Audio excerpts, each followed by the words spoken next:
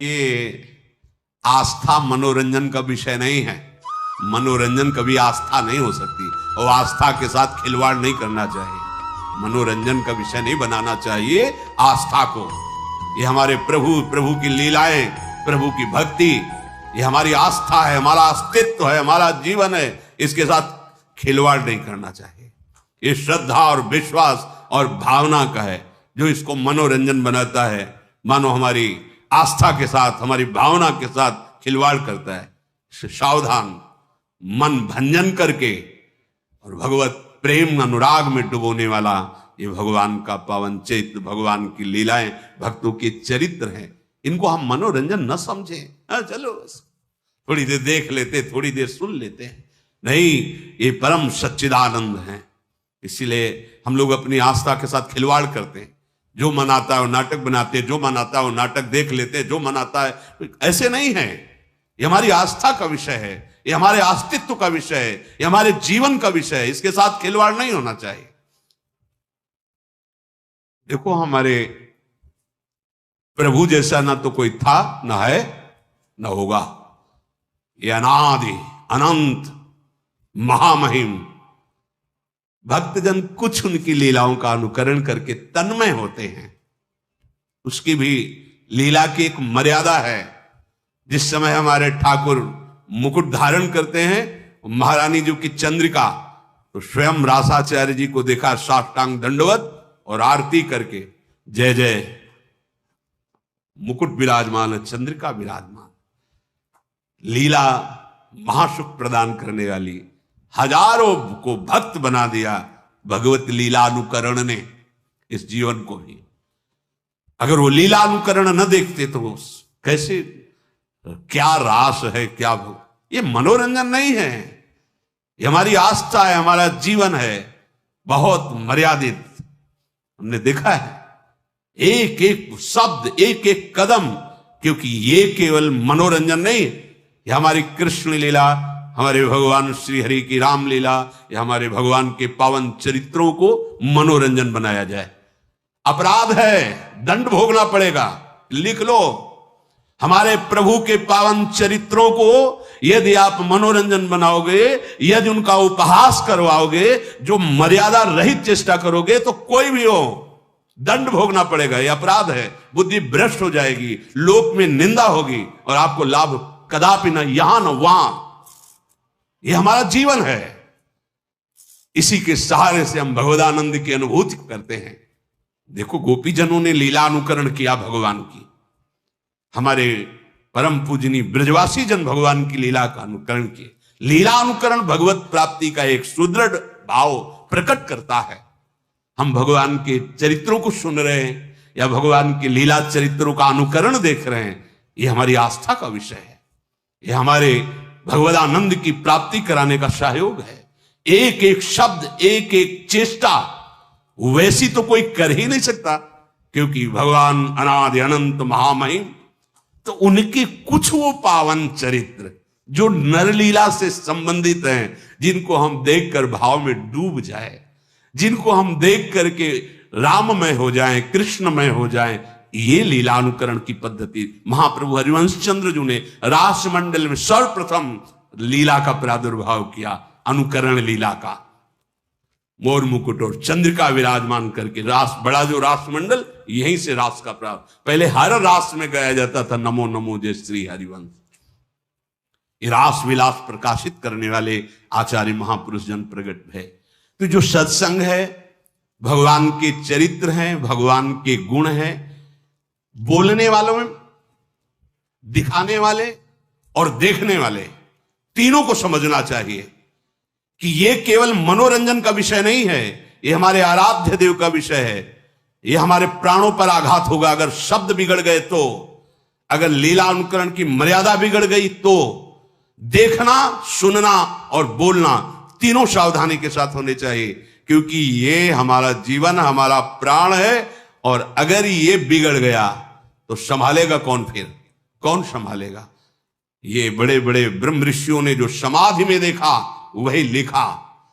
बड़े बड़े महापुरुषों ने जो इन समाधि भाषा का अनुभव किया, वो उसको मर्यादा से, कोई भी ऐसा अनुकरण, कोई भी ऐसा प्रवचन, कोई भी ऐसे शब्द नहीं सुनने चाहिए, नहीं देखने चाहिए, नहीं बोलने चाहिए। साक्षात परब्रह्म करुणा करके अपने भक्तों को सुख देने के लिए अगर आपको लगता है कि इनका लीला चरित्र मनोरंजन है, तो फिर हमारा जीवन क्या है? हम इन्हीं लीला चरित्रों को गा करके, सुन करके तुम्हारे सामने दहाड़ते हैं। इन्हीं लीला चरित्रों को, इन्हीं लीला चरित्रों के बल से तुम्हें शांति और निष्पाप और महासुख की प्रतिज्ञा हृदय में करके कि तुम्हें सुखी बना देंगे, तुम्हें शांति प्रदान करेंगे, तुम्हें निष्पाप कर देंगे। इन्हीं लीला चरित्रों के बल पर, इन लीला चरित्रों को बहुत सावधानी से, तस्मात् शास्त्रम प्रमाणम ते कार्या कार्यो व्यवस्थित हो, जो शास्त्र सम्मत अनुकरण वही केवल उतना जितना समाज में पच जाए, भाव पुष्ट हो जाए, क्योंकि भगवान की लीला अनिर्वचनीय है। बड़े बड़े ब्रह्म ऋषि भी हार गए और वो प्रार्थना बाद में यही किए कि हे हरि, जैसे आकाश में गरुण भी अपने बल से उड़ते हैं और मच्छर भी अपने बल से उड़ता है पर पार कोई नहीं पाया, हे नाथ, ऐसे ही हम अपनी मति के अनुसार आपकी लीलाओं का गायन कर रहे हैं। जैसा मन आया वैसा छवि बना दिया, जैसा मन आया वैसा अनुकरण कर दिया, जैसा मन आया वैसा बोल दिया। नहीं नहीं नहीं, ये हमारा हृदय है, हमारा प्राण है, हमारा धर्म है, हमारा जीवन है, हमारा अस्तित्व है। यही होगा, कलयुग का प्रभाव यही है, हमारे अस्तित्व को मिटाने में। हमारे प्रभु का क्या, जिनको देख करके हमारा हृदय निष्पाप और रोने लगे और जीवन अधर्म से हटकर धर्म की तरफ से। ये मनोरंजन नहीं है भगवान के पावन चरित्र। ये मन का नाश करके जो असत वृत्तियों से युक्त है, सतवृत्ति में लगा दिया गया। कौन ऐसा है जिसने हमारे भगवान के पावन चरित्र को सुन करके भगवत प्राप्ति न की हो? कोई एक उदाहरण। रत्नावती जी केवल भगवान की वार्ता सुनकर भगवत प्राप्त हो गई। ब्राह्मण पत्नियां मथुरा केवल भगवत वार्ता सुनकर भगवान को, ऐसे करोड़ों अनंत भक्त हो गए जो लीला अनुकरण दर्शन और लीला चरित्र श्रवण से भगवत प्राप्त महात्मा बन गए। जगत को तारने की सामर्थ्य आ गई। आज हमारी बुद्धि इसे मनोरंजन में ले रही। भगवान की लीला चरित्रों का अनुकरण, भगवान की लीला चरित्रों का गायन बहुत सावधानी से होना चाहिए, जिससे हमारी आस्था, हमारे आस्तिकता पर, हमारे हृदय आराध्य की कहीं भी उसमें चोट न पहुंचने पावे। अगर चोट पहुंचेगी तो विश्व में कोई ऐसा नहीं जो इस अपराध को पचा सके। तुम्हारा वैभव, तुम्हारी बुद्धिमत्ता, तुम्हारा बल, तुम्हारा प्रकाश सब नष्ट हो जाएगा। भगवान मनोरंजन की चीज नहीं है, भगवान कोई मनुष्य नहीं है। भगवान अपनी महिमा से अवतरित होते हैं, उतरते हैं, घटते हैं, फिर वो हमारे जैसे आकर ऐसी परम पावन लीला करते हैं जिसका गायन करके, अनुकरण करके, दर्शन करके हम भगवदानंद को प्राप्त हो जाए। हम नर से नारायण बनने की जो यात्रा है वो इनके चरित्र से, इनके नाम से, इनके गुणों से, इनकी मुस्कान के बल से पहुंचते हैं। लेकिन भगवान की उन्नति नहीं हुई। भगवान अवतरित हुए। अवतार का मतलब घटना। वो अपनी अनंत महिमा से अवतरित होते हैं नर रूप में और फिर उतनी लीला करते हैं जिसको गायन करके, श्रवण करके, चिंतन करके हम परम पद के अधिकारी बने। आज हम सत्संग को, भगवत लीला अनुकरण को मनोरंजन बना रहे हैं। बस रीझना चाहिए, सामने वाला रीझना चाहिए, बस वो हम कुछ बोले वो रीझे। नहीं नहीं नहीं, ये बात नहीं। ये अगर ये बात रहेगी तो फिर हम भगवत प्राप्ति के मार्ग में बहुत बड़ा अपराध कर रहे हैं। चाहे हम उपदेश कर रहे हो, चाहे हम लीला अनुकरण कर रहे हो, कुछ भी, ये बहुत बड़ा अपराध हो जाएगा यदि हम अपने प्रभु की मर्यादा और महिमा को मनोरंजन में उतार देंगे। नहीं, ये तो सुरक्षित रखा जाए। सबसे प्रार्थना है शास्त्र सम्मत भगवत चरित्र सुने जाए, शास्त्र सम्मत भगवत लीला अनुकरण दर्शन किया जाए। शास्त्र सम्मत आचरणों के द्वारा भगवान की प्राप्ति होती है। मनमानी लीला अनुकरण या मनमानी बोलना या मनमानी आचरण करना, यह केवल नरक प्राप्ति का हेतु हो सकता है, भगवत प्राप्ति का हेतु नहीं हो सकता। बहुत सावधानी के द्वारा हम अपने मन को सत्संग में लगाए, भगवत लीला दर्शन में लगाए, भगवत लीला चिंतन में लगाए, इसी में परम मंगल होगा। ऐसे करुणा निधान भगवान के जो चरणों का आश्रय, कैसे हम समझ पाएंगे कि हमारे वो भगवान है? जहां राम शब्द जुड़ा, कृष्ण शब्द जुड़ा, वहां हमारा जीवन जुड़ गया, हमारा प्राण जुड़ गया, हमारी गर्दन झुक गई। राम शब्द निकलते ही, कृष्ण शब्द निकलते ही अगर कोई बोलता है सामने से जय राधे, तो हमारी गर्दन झुक जाती है कि तुमने राधा बोला। उन हमारे प्रभु के पावन चरित्रों को बहुत संभाल के बोला जाए, बहुत संभाल के अनुकरण किया जाए, नहीं तो कोई पावर नहीं तुम्हें लगता है, लेकिन तुम देख लेना परिणाम में पतन हो जाएगा, नाश शब्द तुम्हारे जीवन में जुड़ जाएगा। ये उपहास का विषय नहीं है भगवान श्री राम कृष्ण का पावन चरित्र, ये मनोरंजन का विषय नहीं है कि तुम जैसा चाहो वैसा बोल लो, नहीं, ऐसा नहीं है, ये नहीं है। ये धन कमाने का विषय नहीं है, ये परम धन कमाने का विषय है, परमानंद प्राप्ति का विषय है। आज हम अपनी मर्यादा से विचलित होते चले जा रहे हैं। जैसा मन आए वैसा संत का नाटक बना दो, जैसा मन आए वैसा भगवंत का नाटक बना दो, केवल मनोरंजन करना चाहिए बस। सत्य वस्तु को ऐसे मनोरंजन में नहीं प्रदर्शित किया जाता।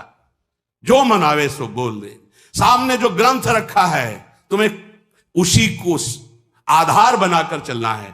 अगर कृष्ण चरित्र है तो तस्मात् शास्त्रम प्रमाणम, रामचरित्र है तो तस्मात् शास्त्रम प्रमाणम। आप चाहे बोले चाहे लीलानुकरण करे, तस्मात् शास्त्र, एक भी शब्द शास्त्र प्रतिकूल बोला तो यह मत समझना कि शास्त्र खिलवाड़ है या भगवान के चरित्र ऐसे ही गा दिए गए हैं। तुम्हारे सामने जब दंड उपस्थित होगा तो तुम भोग नहीं पाओगे। हिरण्यकश्यप जैसे तुम नहीं हो, या ऐसी तपस्या करके त्रिभुवन विजेता बन गया, या रावण जैसे तुम नहीं हो। उनको भी धूल धूसरित कर दिया, वो पावन चरित्र है। इसलिए सावधान। भगवान का चरित्र देख करके, सुन करके हम अपने जीवन को भगवत में बनाते हैं। महापुरुषों ने बनाया है और आगे बनाते रहेंगे। हम इस चरित्र की गरिमा को रखें, हम अपनी आस्था को सुरक्षित रखें। जहां शास्त्र सम्मत वार्ता ना हो नहीं सुननी, जहां शास्त्र सम्मत लीला अनुकरण नहीं देखना। हमें हमारे प्रभु के प्रति भाव बढ़े, ऐसा सुनना है, ऐसा देखना है, ऐसा बोलना है। हम जीवन अर्पित करें अपने प्रभु पे। ये भारत भूमि है जिसको शास्त्रों में वर्णन किया गया कि अहो भाग्य, धन्य भाग जो भारत भूमि में जन्म लिया। और भारत भूमि में देखो राम अवतार, कृष्ण अवतार, कौन से ऐसे भगवान के महातीर्थ महामहिम नहीं जो भारत भूमि में ना हो। ये मनोरंजन का देश है। आज यही तो हो रहा है। हम अपने जीवन को केवल मनोरंजन में ही बनाते चले जा रहे हैं। अब उसके लिए चाहे हमको जो बोलना पड़े, जो दिखाना पड़े, जो करना पड़े, नहीं नहीं भाई सावधान, ऐसा नहीं है। अगर हमारे प्रभु के साथ तुम्हारा खिलवाड़ शुरू हुआ तो तुम्हारे साथ वो खिलवाड़ शुरू होगा कि तुम संभाल ही नहीं पाओगे, क्योंकि त्रिगुणात्मिका माया उनके आदेश से चलती है। तुम्हारा धन, तुम्हारा वैभव, तुम्हारी बुद्धिमत्ता, तुम्हारा पद मिट्टी में मिल जाएगा। ये भगवान के पावन चरित्र हैं, भगवान के पावन गुण है। संभाल कर बोलो, संभाल कर सुनो, जिससे तुम्हारा भाव बढ़े, तुम भगवदानंद को प्राप्त हो। श्री राधा वल्लभ लाल की।